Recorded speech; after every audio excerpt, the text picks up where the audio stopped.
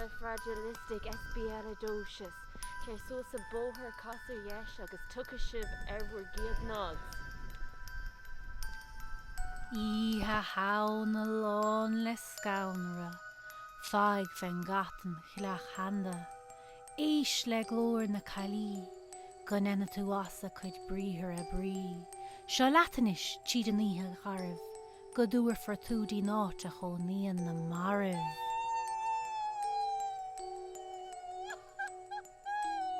Íthe Shamhna lán le scanradh, Faigh dheis an Púca seanda, seachain is ná tite bPol, bíonn Púcaí is rudaí maithe maol.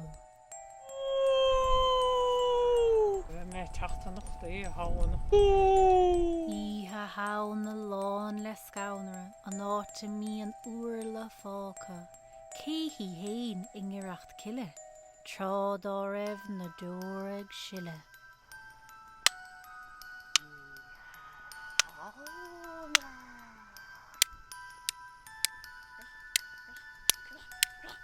Íthe Shamhna lán le scanradh, gin grosar a seo hán chailleach sheanda, cumad súil don mléasc san íthe, gheobhaigh tú luach de chuairdach sínte.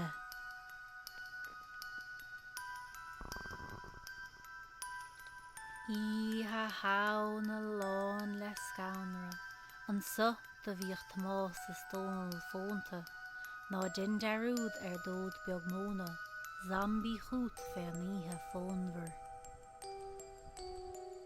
Íthe Shamhna lán le scanradh, crosar me is an díal go fánach, aimsigh me in na híthe, is beag spórt agat is flaoileach spriann.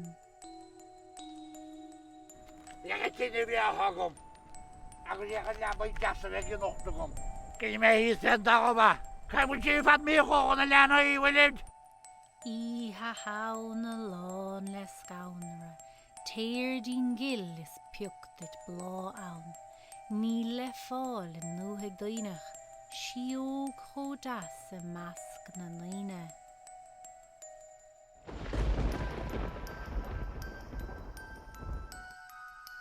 Íthe Shamhna lán le scanradh, tá na íthe dorcha is cailín beag go siúil le fáin ann, aimsigh tír is cuair de gabhandait, Caillighí is clóca dearg na mláirthe. Bhfuil is go pobl teag man Táach tír timpeall an nád an bheithéartún dá leis. Íthe Shamhna nábíoch scanradh, seo deir an ród is dubh is bánán, Bhailídí sin sa is paidir lánacha, Seachain is sunastait Íthe Shamhna.